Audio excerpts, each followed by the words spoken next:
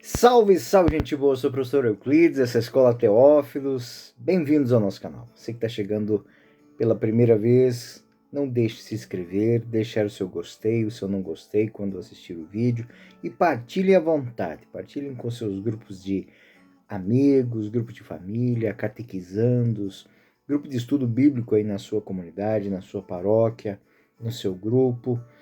Muito bem, nós estamos na 24ª lição. Podemos dizer que é a penúltima lição do livro do Apocalipse. Hoje nós vamos tratar o quinto quadro, a imagem da Nova Jerusalém.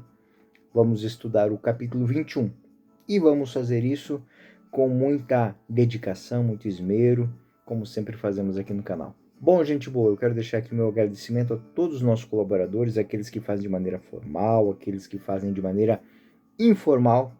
Você que colabora com o nosso canal, do fundo do meu coração, meu muito obrigado. Então, quero dar um spoiler aqui agora. Em breve nós teremos temáticas também, além das temáticas bíblicas, nós vamos ter temáticas bíblico-catequéticas, né? Nos últimos dias eu tenho conversado muito aí com amigos, com grupos de catequistas, estão me pedindo: ô professor, além do estudo bíblico, teria como a gente fazer um estudo bíblico direcionado? Então, sim, tem como. Então, finalizando agora Jerusalém, o livro do Apocalipse, nós vamos dar um foco também a essas temáticas. Vamos fazer uma leitura, digamos, da história da salvação, pelo ponto de vista catequético. Né? Então, espero que a gente possa fazer essa caminhada juntos também. Outro projetinho aqui que nós vamos ter é, de fato, a retomada do estudo bíblico a partir de Gênesis. Né? Nós começamos o canal durante a pandemia e durante a pandemia aconteceram tantas coisas e a gente está com o canal aí há mais de 2 anos. Então, nesse período, o que nós vamos trabalhar? Nós vamos trabalhar aqueles temas que não estão no canal. Então, nós começamos mais ou menos na altura dos livros proféticos e nós vamos começar do Gênesis, vamos juntar toda a temática. Então, vocês terão aqui no canal toda uma reflexão sobre o estudo bíblico, sobre a Sagrada Escritura, de Gênesis a Apocalipse. Muito, muito, muito obrigado. Você que está acompanhando a gente desde o início. Muito obrigado mesmo, tá bom? Sou muito grato, primeiro por essa chance que vocês me proporcionaram de fazer a minha reflexão, continuar fazendo minha reflexão, o estudo bíblico, desculpem, semanalmente. Muito obrigado. Então, vamos ao nosso estudo. Vamos continuar com o nosso estudo de uma maneira tranquila, de uma maneira profunda. O quinto quadro é o quadro da Nova Jerusalém. Então, dentro daquela estrutura que nós apresentamos, agora Apocalipse 1:8 vai tratar a Nova Jerusalém. É a última cena das sessões que correspondem ao estudo bíblico que nós falamos que aquela maneira. 2 introdutórias, uma central e 2 que são espelhos das 2 primeiras. Então isso é próprio de São João dentro do Apocalipse. Para quê? Não é uma repetição, é um espelho. É um espelho que tem um centro motivador. Então, ora serão bênçãos e maldições, ora serão profecias e cumprimentos. Essa é a lógica que São João usa dentro do Apocalipse. E esta cena, ela é um espelho de Apocalipse 21:3 e contrasta consideravelmente na medida que descreve uma novidade absoluta, ou seja, a intervenção de Deus, a intervenção escatológica de Deus. E São João, ao iniciar a descrição da Nova Jerusalém, como a gente já viu em Apocalipse 21, não deixa, digamos assim, suficientemente ferramentas possíveis para explicar essa repetição, né? Porém, de fato, ela existe. E se considerarmos o pedacinho, a perícope de Apocalipse 21, 1:8, nós vamos perceber que esse texto que nós vamos ler agora, ela é uma conclusão da sessão anterior. Ele faz a conclusão daquilo, tudo que já foi dito dentro de Apocalipse 20. Podemos também observar que o método usual do Apocalipse para mencionar um tema é tomá-lo novamente, é rebuscar. Então nós tivemos isso com as trombetas, com os cálices. Então é como se eu tomasse aquela mesma configuração e repensasse ela. É alguém que está repassando várias vezes o mesmo caminho, e a cada vez que passa naquele caminho, vê coisas novas e repensa coisas que já tinha refletido. E essas últimas imagens do sexto quadro, portanto, chamam a atenção pelos efeitos positivos do evento apocalíptico. Ou seja, depois que houve toda aquela comoção, de toda aquela tribulação, o que é de fato positivo? Que isso tudo nos faz ver, nos faz compreender, nos faz esperar, nos faz entender. E a perícope, ela é fragmentária ou ela é ontológica? Ou seja, ela é um pedaço ou ela é um conteúdo, de fato, que tem as suas nuances de revivendo, de revisitando, mas não podemos negar que esta maneira de São João apresentar os seus temas, ele é rico e mostra a grande variedade de estilos, não só estilos literários, mas também estilos teológicos, porque a cada versão de uma mesma reflexão, São João dá para nós, cristãos desse tempo, e para as suas comunidades naquele tempo, novas ferramentas para o anúncio da Boa Nova. É como que São João dissesse que a mesma história pode ser contada inúmeras vezes, mas ela vai apontar para a mesma verdade.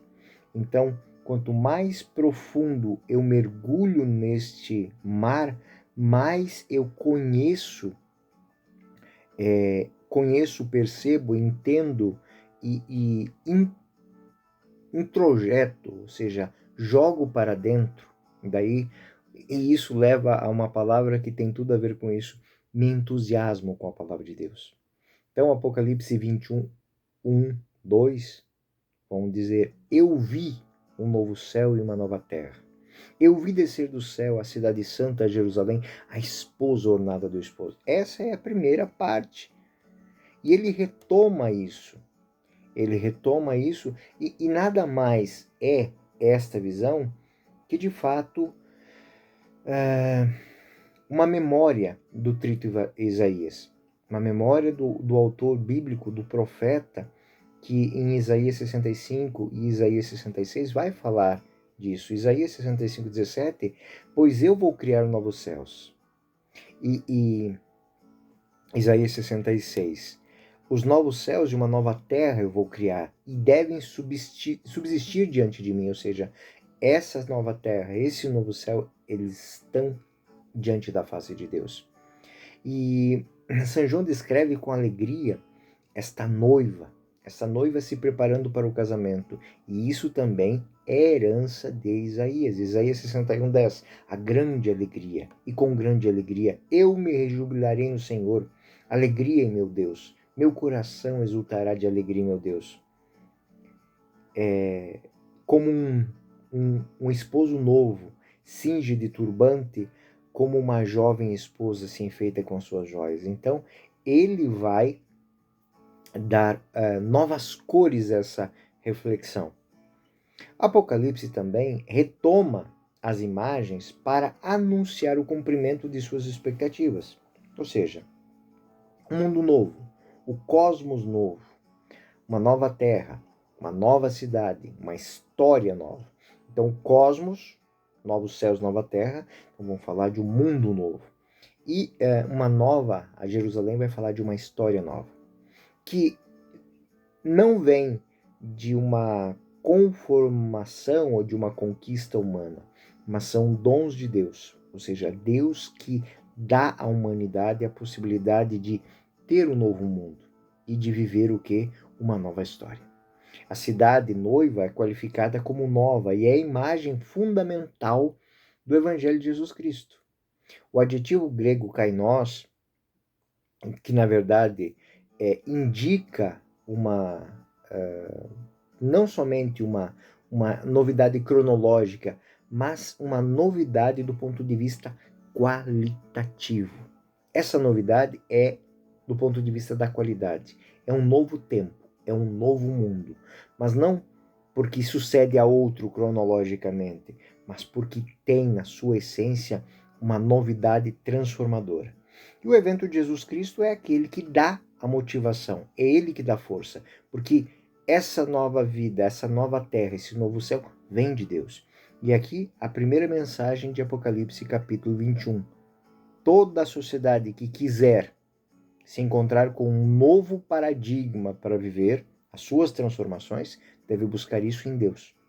Sem Deus, tudo aquilo que for apresentado como novo é simplesmente releitura de páginas mofadas. Apocalipse 21, 3, 4.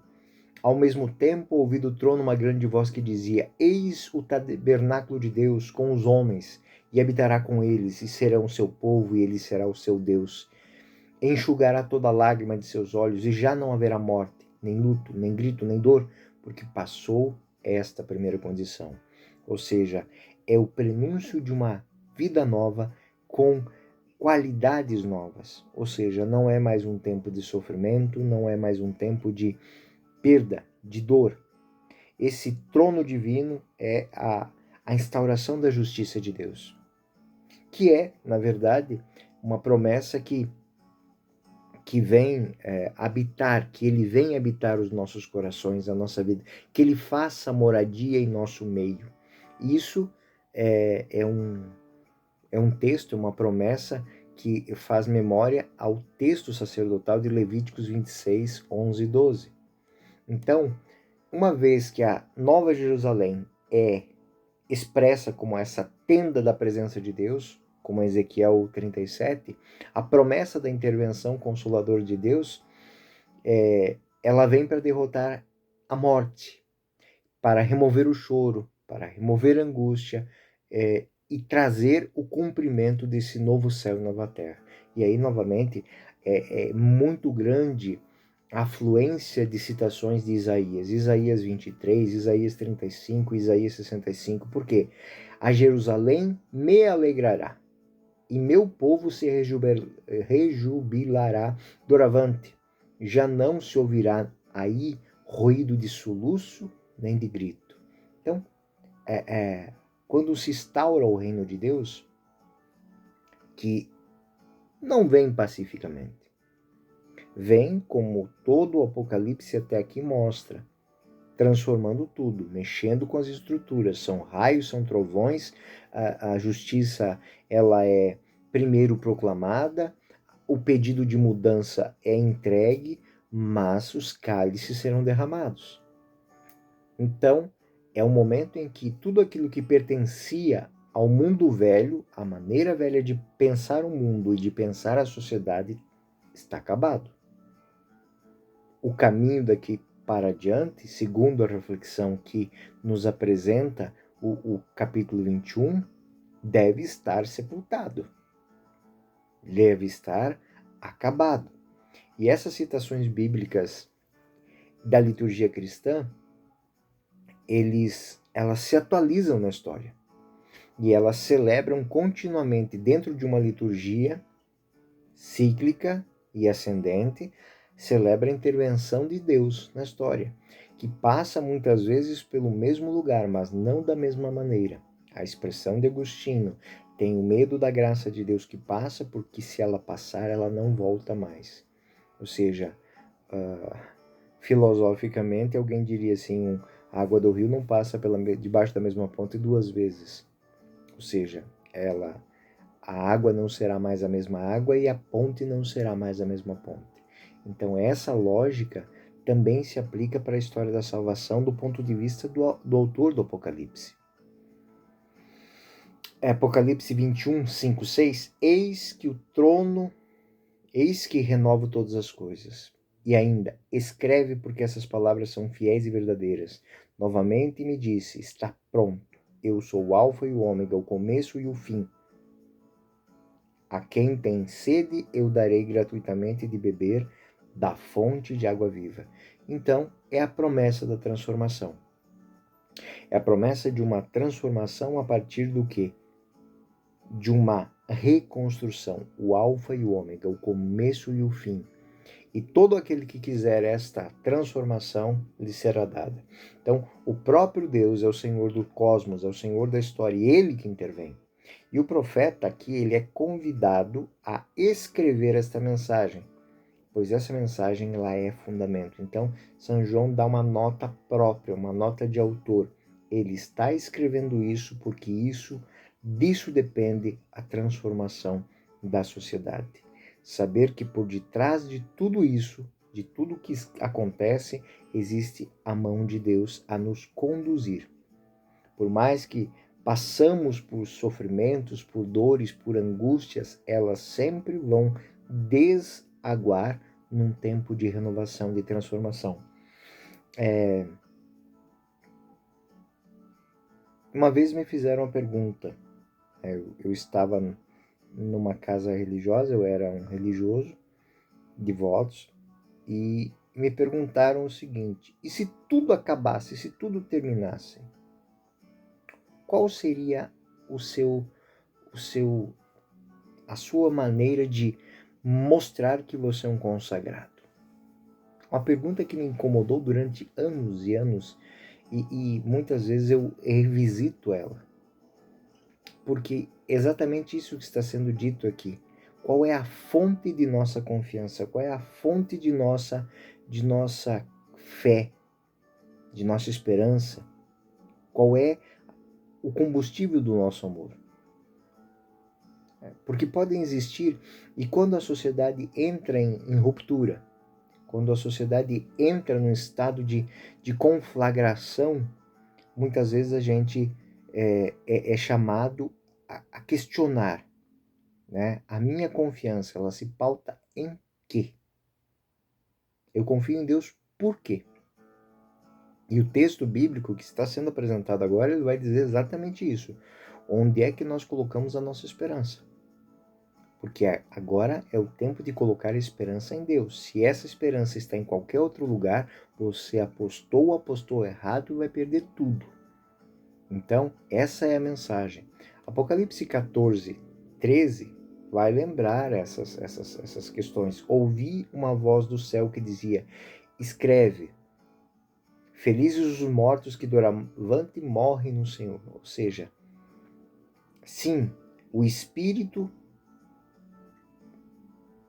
diz ao Espírito: descansem de seus trabalhos, por suas obras o seguem. Ou seja, até mesmo nos momentos mais dolorosos, aquele que tem confiança em Deus tem a alma pacífica, a alma consolada. E esse texto, ele revela o plano de Deus. Ele revela a manifestação de Deus. Isso já foi lembrado em Apocalipse 3,14 e também em Apocalipse 19. É uma retomada de um discurso que já tinha sido feito. Ou seja, tudo aquilo que foi pensado por Deus, ele vai realizar.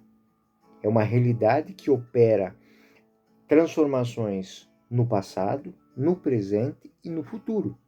Elas se tornam permanentes e contínuas. E é uma fórmula que apresenta que essas transformações elas partem de um ponto central e se expandem. Ou seja, elas partem da cruz. Elas partem da última palavra de Jesus na cruz. Ou seja, tudo está consumado. Telestai. Ou seja, tudo está pronto. A taça de Deus, que simboliza o derramamento do sangue de Cristo, evoca, portanto, um evento decisivo, ou seja, a novidade. Ou seja, o julgamento é feito da cruz. O mundo é julgado. E a condenação do mundo é simplesmente ser perdoado por Deus. Aqueles que tiverem a humildade de acolher esse perdão viverão a felicidade. Beberão desta água viva.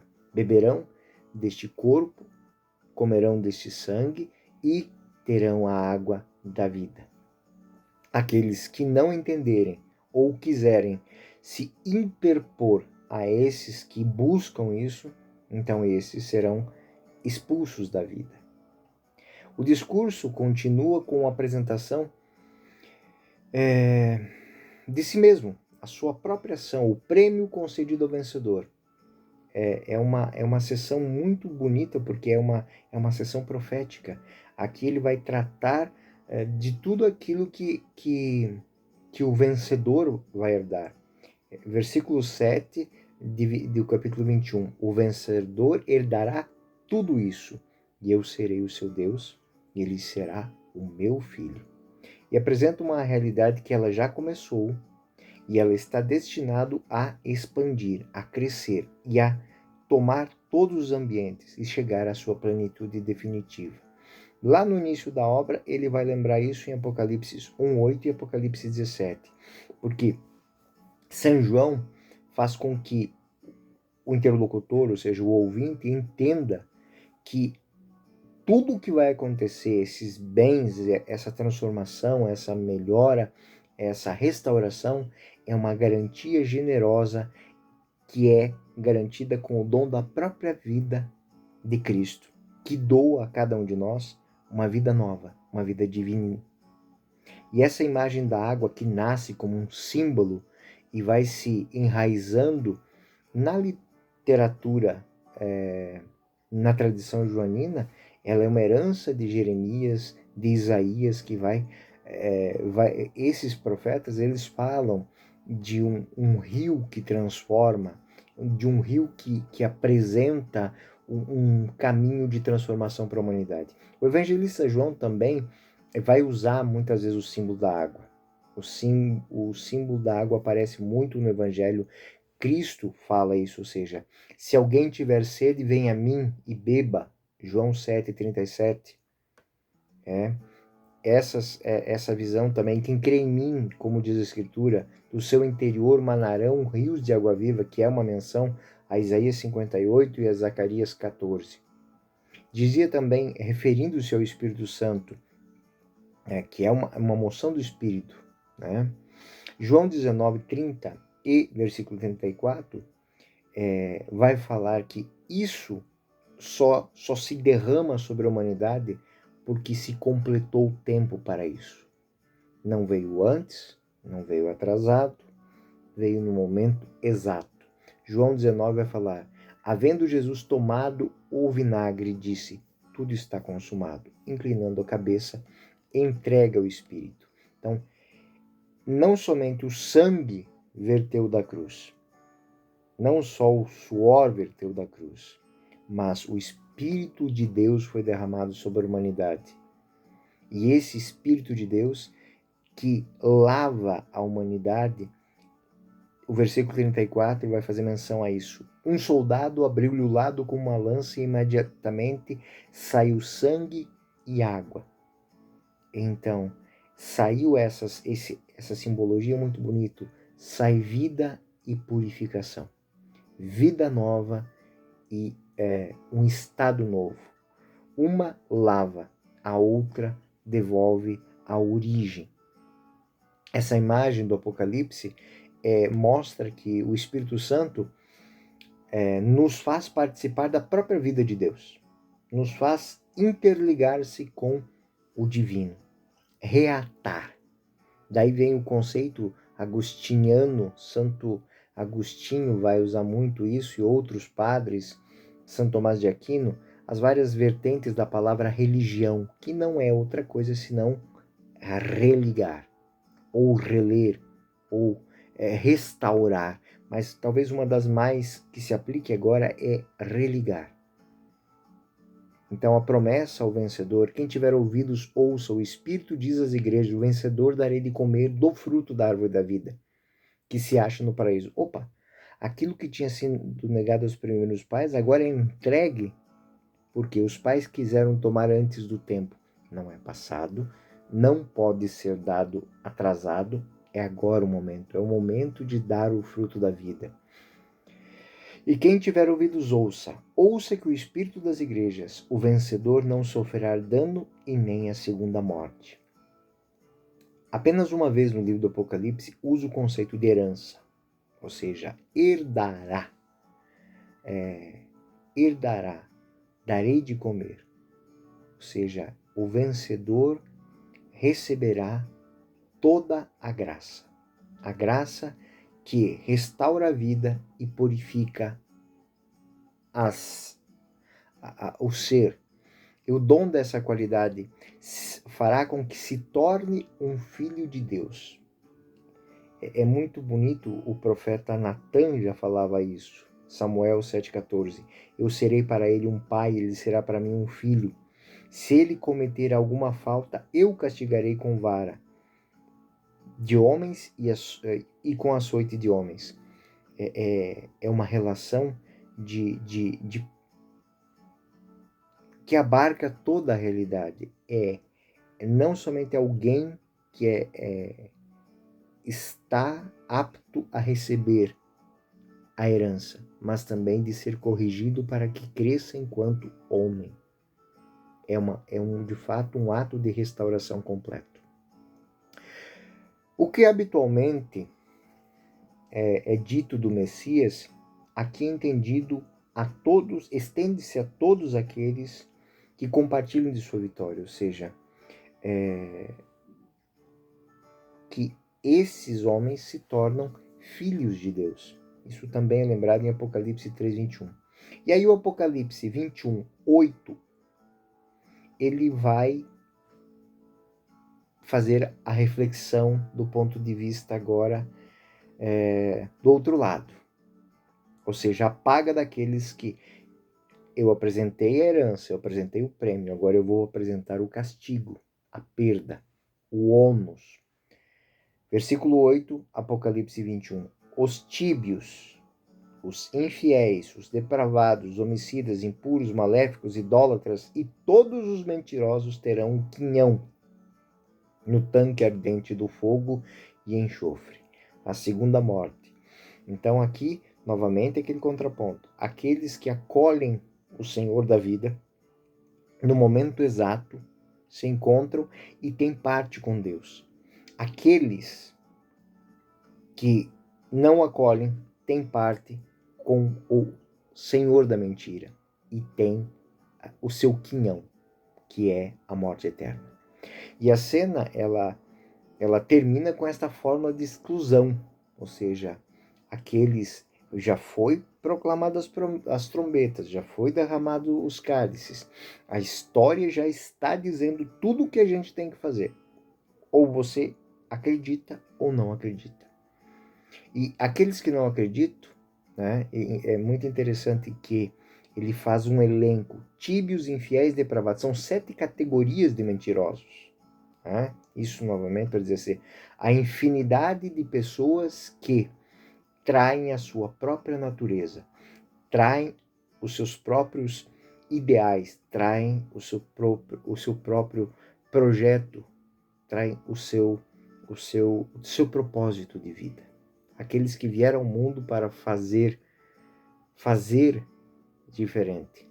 Eles negaram isso. Então, os mentirosos, em grego a palavra é pseudeis, são, na linguagem joanina, aqueles que vivem para falar falsamente. Aqueles que, de todas as maneiras, por atos, pensamentos, por omissões, se opõem à verdade. E essa verdade aqui é, de fato, a revelação de Deus em Jesus Cristo. E aí nós temos Apocalipse 14, que já falou deles, Apocalipse 21, que já falou deles, e Apocalipse 22 irá falar deles também. Ou seja, aqueles que não merecem estar entre aqueles que creem. Por quê? Porque entre aqueles que creem, eles são pedras de tropeço, são caminhos de destruição. Isso não é vontade de Deus em momento nenhum. Isso é uma opção de cada um. É uma opção errada, sim. E Deus respeita a opção, a liberdade de cada um. Porém, é fato, não é vontade de Deus que isso aconteça. E aí nós estamos, como disse, se aproximando daquilo que será um marcador, que vai ser também a marca do capítulo 22. Um marcador, ou seja, o sétimo quadro, a noiva. Todas aquelas imagens e nós temos a noiva. Se nós já visualizamos a prostituta que foi castigada, que foi afugentada, que foi expulsa, agora nós temos a noiva. Apocalipse 21, 9 e 22, 5 vão tratar isso. E essa sétima cena é introduzida com uma fórmula, né? Esta fórmula ela vai apresentar essa esposa. A estrutura deste, podemos assim, desse tema, deste quadro, dessa imagem, ela tem duas partes. Uma começa em Apocalipse 21, vai até do Apocalipse 21, 9 até Apocalipse 21, 27, e ela é assim, Apocalipse 21, 12. É uma sessão que vai descrever tudo o que vai acontecer. Depois tem uma construção, as medidas, o material e o templo da luz. Nós estamos falando do quê? Da apresentação da Jerusalém, da construção dessa cidade nova. Ou seja, o texto do Apocalipse vai descrever o céu, vai descrever o céu, esse novo, esse ambiente divino, esse ambiente de Deus, esse ambiente abençoado. Vai mostrar como é que ele se constrói, vai mostrar o tamanho que ele é, vai dizer do que ele é feito e vai mostrar como ele se manifesta. Aqui é uma grande reflexão, cheia de símbolos de como é que o reino de Deus se instaura no mundo. Vai mostrar como a gente reconhecer a presença do reino de Deus sobre a terra. Como construí-lo? Com o que construí-lo? Qual a medida disso que essa nova Jerusalém deve tomar? Com que materiais eu construo ele? E depois, como reconhecer que este de fato é o reino? Então, Apocalipse 21, do 12 ao 23, vão tratar desse tema. Esse tema é que é o tema da apresentação da Jerusalém, ou seja, a apresentação da noiva. Apocalipse 21 é uma sessão puramente profética, ou seja, dizendo que esta é a prova dos 9, esta é a Jerusalém, este é o reino que foi prometido. E aí, aqueles que participam deste reino e aqueles que não participam, que é em Apocalipse 21, 27, a fórmula da exclusão. Quem entra na Jerusalém e quem fica de fora. E, novamente, como disse, é uma reflexão sobre tudo, sobre vários pontos que já foram refletidos durante todo o Apocalipse. Mas agora eles são retomados com uma fineza. Eles são retomados como um filigrama que está sendo lapidado para dar os últimos retoques. É muito bonito que até mesmo aqui são evocadas imagens dos trajes sacerdotais, onde cada tribo tem uma pedra, uma cor, né? Tem um significado. E a segunda parte, que nós vamos estudar talvez na próxima aula, talvez não, com certeza vamos estudar na próxima aula, Apocalipse 22, de 1 a 15. Então ali nós vamos tratar do quê? Da apresentação daquilo que brota dessa cidade santa, um rio de água viva. E aí a descrição deste rio, a sessão profética dizendo como reconhecer ele, e aí também quem merece banhar-se nessas águas e quem não merece. E o último ponto é Apocalipse 22, de 6 a 21, que é um diálogo litúrgico final. Todo Apocalipse é uma grande celebração litúrgica, onde como em véus nós vamos desvelando o livro da Revelação e vamos vendo mais profundamente, com mais acuidade, as maravilhas. Talvez essa imagem ela é muito interessante. Vocês imaginem uma casa onde que eu vou caminhando por um corredor, e esse corredor tem finos véus quase que transparentes, e eles são colocados um diante do outro, e eu vou passando, a cada passo que eu vou tirando um véu desse, e eu vou vendo através dos véus restantes até o momento em que o último véu é desvelado. E então eu percebo tudo isso. E existe um rito para que isso aconteça. Esse rito, ele nos chama a compreender a relação com Deus. A cada vez que eu tiro um véu desse, os capítulos que se sobrepõem, as reflexões que vão e voltam, e toda vez que ela chega com mais intensidade e eu vou mais profundo naquele tema. O tema da salvação, o tema da presença de Deus, do reconhecimento de Deus, dos avisos que Deus nos dá, da construção do reino, do recebimento da novidade e assim do abraçar a causa, do reconstruir um propósito e se colocar diante de Deus como seu servo, para que se cumpra em mim segundo a sua vontade. Então, é essa temática que nós vamos tratar a partir deste momento, dentro do Apocalipse, no capítulo 21, tá bom? Então, feita a introdução, a grande introdução, nós finalizamos aquela etapa, vamos entrar então nesta temática. O texto em questão, então, ele representa o ponto mais alto. Vamos imaginar que se estivéssemos construindo uma catedral, agora nós estamos colocando a cúpula.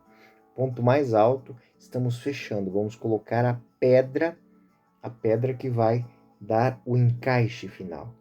A cúpula do Apocalipse, ela celebra os aspectos positivos do julgamento de Deus sobre a história. Ou seja, se existe o julgamento do homem, do seu dia a dia, da sua história, também existe aqui a manifestação do julgamento positivo que Deus faz da história. Ou seja, a história é uma caminhada.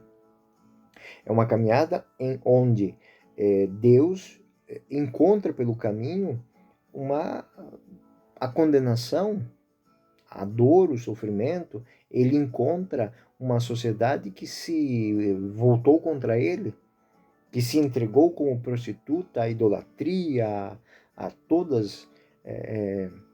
Mas esse tempo passa, porque a fonte de força dessa prostituta, e aí a grande apresentação dessa imagem da prostituta, da Babilônia, da cidade pecaminosa, ela caiu. A gente viu no capítulo 19, no capítulo 18, caiu a Babilônia. A prostituta, ela é consumida. Nós não estamos mais falando disso. Essas imagens que são fundamentais, agora elas resumem o relacionamento que a humanidade sempre teve com Deus. Um relacionamento de traição. E aí nós temos toda a história de Israel como testemunha disso. Ora o povo de Israel seguia, ora se desviava, seguia, desviava, seguia. Mas Deus nunca a abandonou, porque via aquilo que Israel não via. Ou seja, que o amor não é por aquilo que o homem pode dar a Deus, mas por aquilo que Deus pode partilhar com o homem. Ou seja, só o homem pode receber este amor nessa intensidade. O profeta São João, então, ele celebra esta obra de Deus, porque Cristo é quem vem revelar toda essa realidade. E ele vem lembrar que a prostituta, antes de ser prostituta, é escolhida por Deus. Ou seja, quando ela é escolhida, e aí serão muitas citações de Oséias, que toma a prostituta, e ao ponto, o amor dele por ela é tamanho que ela passa a amá-lo. E aí ele criou a novidade da noiva. Esse texto do capítulo 21, ele é rico por causa disso, porque ele vai passar diante do leitor todo o Antigo Testamento. todas as cenas onde houve traição e onde houve o amor de Deus. E tudo isso vai se reunir naquele local onde passado, presente se encontram e formam as bases para um novo futuro.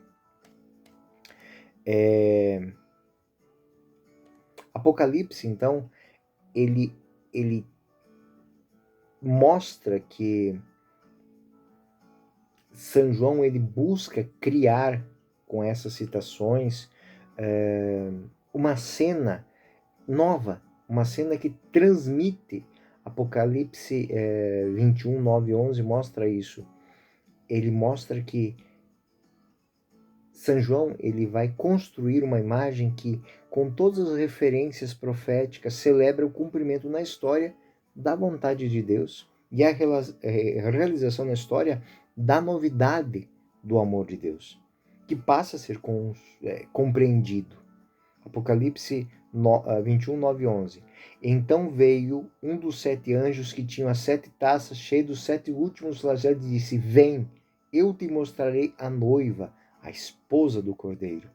E levou-me em espírito a um grande e alto monte, e mostrou-me a cidade santa, Jerusalém, que descia do céu de junto de Deus. Então não está falando da Jerusalém construída pelos homens, mas da Jerusalém que foi querida por Deus, e ela vem de Deus, é Deus que a entrega nas mãos dos homens. Vestida de glória de Deus, semelhante ao seu esplendor a uma pedra preciosa, tal como o jaspe cristalino. Jaspe é uma pedra preciosa que tem as cores ela fraciona a luz, então tem um arco-íris que sai dela. Então são muitas luzes. Esse versículo, ele repete de maneira enfática que este anjo, ele está ali para mostrar não mais sofrimento, dor, não. Ele era aquele que tinha as taças do sofrimento, mas agora ele apresenta o quê? Ele apresenta a realidade que mudou. E aí vai fazer um confronto entre a velha Jerusalém e a nova Jerusalém. A velha Jerusalém, que é símbolo do povo da aliança, da antiga aliança, e a cidade sagrada, a nova Jerusalém, é prova da aliança de Deus com os homens. E isso é celebrado na nova Jerusalém. E aí é muito bonito as menções que ele faz das relações com Cristo. Destruireis esse corpo e eu o reconstruirei em 3 dias, ou seja, é Deus que reconstrói. Então, a renovação da cidade é a renovação da noiva, a renovação da história, a renovação da humanidade do ponto de vista histórico, institucional. E aqui fica claro que São João quer anunciar e celebrar uma nova aliança. Ele quer mostrar que Cristo veio ao mundo propriamente para isso, para celebrar uma aliança não mais com o povo da antiga aliança, mas com toda a humanidade, incluindo também aqueles que vieram da antiga aliança. E é uma fórmula muito bonita, porque nos versículos 10, ele vai mostrar isso. Apocalipse 10 em um domingo foi arrebatado em êxtase e ouvi atrás de mim a voz de uma trombeta. Apocalipse 4, 2. Imediatamente foi arrebatado em espírito.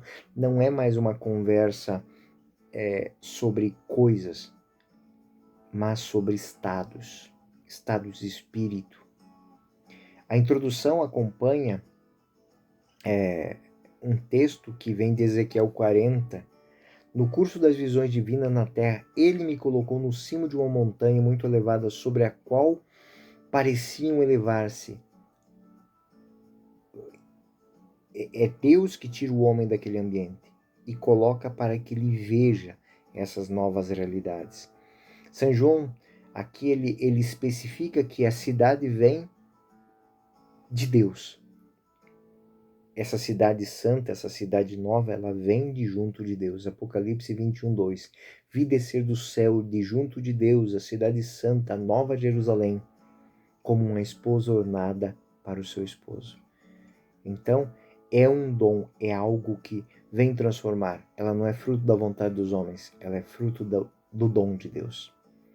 E como é que ela está ornada? Como é que ela se apresenta? É muito bonito porque aí serão apresentados uma unidade entre os 12 apóstolos e as 12 tribos.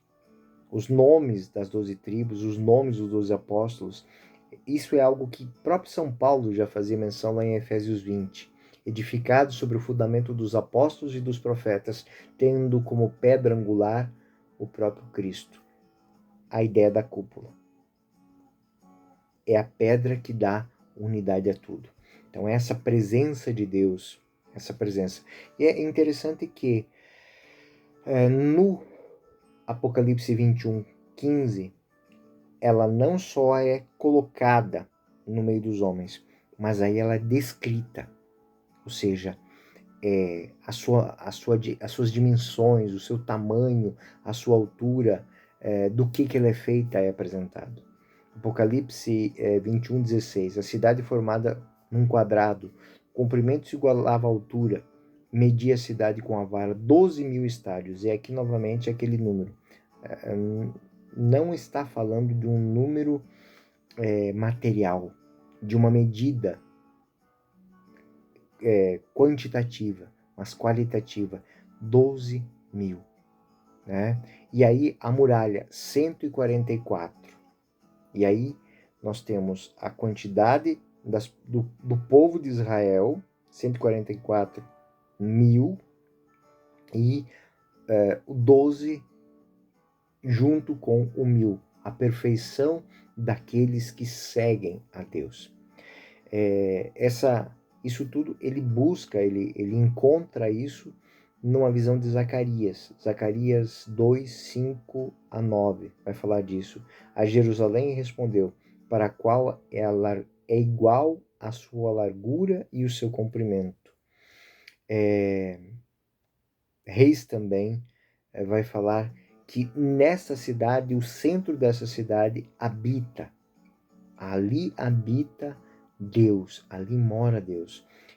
1 Reis 6:19-20. Salomão dispôs o santuário no interior do templo, bem ao fundo, para ali colocar a Arca da Aliança, ou seja, no meio da humanidade, no centro da humanidade redimida, ali se faz a morada de Deus. A nova cidade, portanto, é uma cidade, uma nova comunidade, em relações de unidade, onde Deus é colocado no centro. E deste centro, como se fosse uma lâmpada, se emana luz. E é muito bonito porque isso será apresentado na descrição, tanto na descrição da Jerusalém, quanto na descrição que é apresentado dentro do próprio Evangelho. Né? Eu glorificarei e tornarei glorificá-lo. Ou seja, essa luz que vem de Deus é a própria glória de Deus que se manifesta entre os homens. Então a cidade, ela medida tem 12.000 estádios. Então aqui não é uma medição numérica. O tamanho das paredes também não são, mas aqui é o 12 vezes 12, figura da tribo e dos apóstolos levados numa qualidade de perfeição. E na terceira, digamos assim, na terceira separação que a gente tem desse texto, também nós vamos ver do que é feita essa cidade. Como se constrói essa cidade, do que ela é construída. E isso também é buscado de Isaías. Isaías 54 vai falar disso. Infeliz, sacudida pela tempestade e sem alívio, vou construir em pedra de jaspe e teus alicerces de safira. Tuas ameias de rubis, tuas portas de cristal e todo o recinto de pedras preciosas. Isso é um poema que a gente tem dentro de Isaías. E também o livro de Tobias, ele vai falar disso. O início, ele vai falar de ouro, de um metal divino, né? E isso vai falar das paredes de jaspe, que propriamente uma manifestação de Deus, ou seja, uma referência a imagem divina, translúcida. Então, várias vezes se cita na Sagrada Escritura que como um filho do homem que emanava uma luz. Então, e no centro dessas narrações vai mostrar os símbolos do povo de Israel.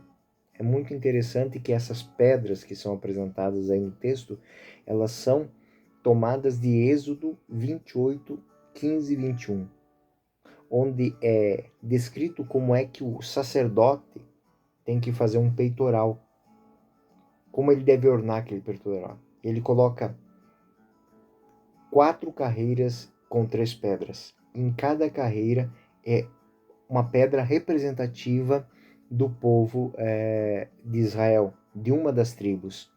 Então, ouro, púrpura, e aí nós temos lá as pedrarias, 4 fileiras de 3. Sárdio, topázio, esmeralda, rubi, safira e diamante, opala, ágata e ametista, crisólito, ônix e jaspe. E elas são unidas à roupa do sacerdote por uma filigrama de ouro. Ou seja, elas são representação da tribo de Israel, das tribos de Israel, deste povo. E aí quando nós olhamos, eu até coloquei aí, quem que tiver curiosidade para isso, no link aqui na descrição do vídeo, eu tenho esse texto que vocês podem pesquisar lá. E lá eu coloquei, de fato, um quadro com essas imagens. Então, o topázio é a tribo de Isacar, que à época tinha 54 mil homens. O sárdio é símbolo da tribo de Judá, o diamante da tribo de Gad, a safira da tribo de Simeão, a turquesa da tribo de Ruben, a ametista da tribo de Benjamim, a ágata da tribo de Manassés, o jacinto, a tribo de Efraim, o jaspe, a tribo de Neftali, o ônix da tribo de Asser e o berilo, a tribo de Dan. E ele faz alusão a estas pedras para representar que existe nessa cidade, essa cidade é construída também com este povo. Este povo que é unido por filigramas de ouro, que é a própria imagem de Deus que tece a história. Né? E depois existe nessa cidade, nessa cidade não existe mais escuridão, não existe mais trevas. Não importa se existe sol ou se existe lua, porque não é mais a lua e o sol que iluminam a cidade, mas é a cidade que ilumina os luminares.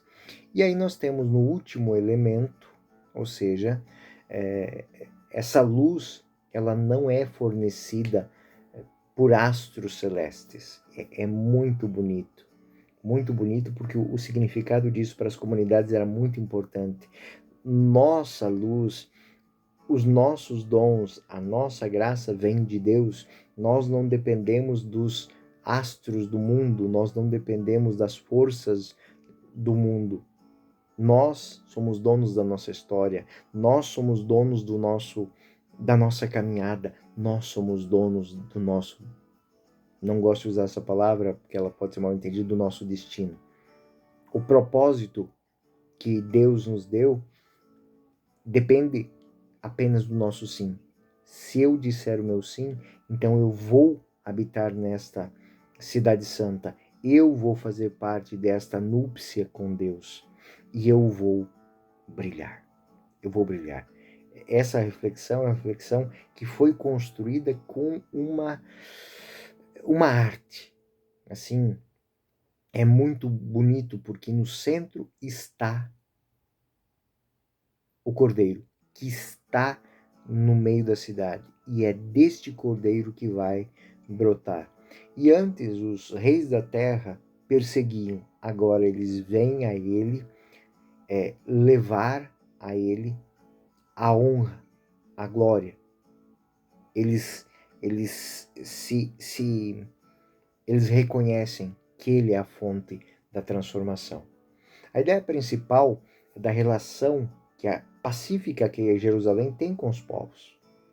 Ou seja, São João dizendo às comunidades: nós cristãos, nós devemos viver no meio do mundo e ser para o mundo aquilo que o Evangelho já dizia que nós tínhamos que ser sal da terra e luz do mundo, ou seja, dar propósito e dar um caminho. São João celebra então a reunião universal de um novo povo que não tem mais limites territoriais, está em todos os lugares. E em todos os lugares onde ele está, ele deve dar novo sentido à vida da humanidade que está ao seu redor e deve também iluminar os caminhos dessa humanidade. E as nações reconhecerão isso. Os reis da terra, que no passado eram símbolos de aversão, agora se ajoelham diante de Deus, reconhecem Deus. Então, é bonito porque no texto, no versículo 24 do Apocalipse 21, vai se falar das portas dessa cidade, as portas que estão voltadas para todos os cantos e sempre estarão abertas. Apocalipse 21, 13. O Oriente havia 3 portas, ao setentrião 3 portas, ao sul 3 portas, ao ocidente 3 portas. Então, são 12 portas, 3 para cada lado. E elas estão sempre abertas em sinal de boa-vinda. Isso é uma menção a Isaías 61. Tuas portas ficarão abertas permanentemente, nem de dia nem de noite serão fechadas, a fim de deixar afluir as riquezas das nações sob a custódia de seus reis. São João, ele embeleza esta fórmula com a imagem de um extraordinário ininterrupto dia sem ocaso. Né?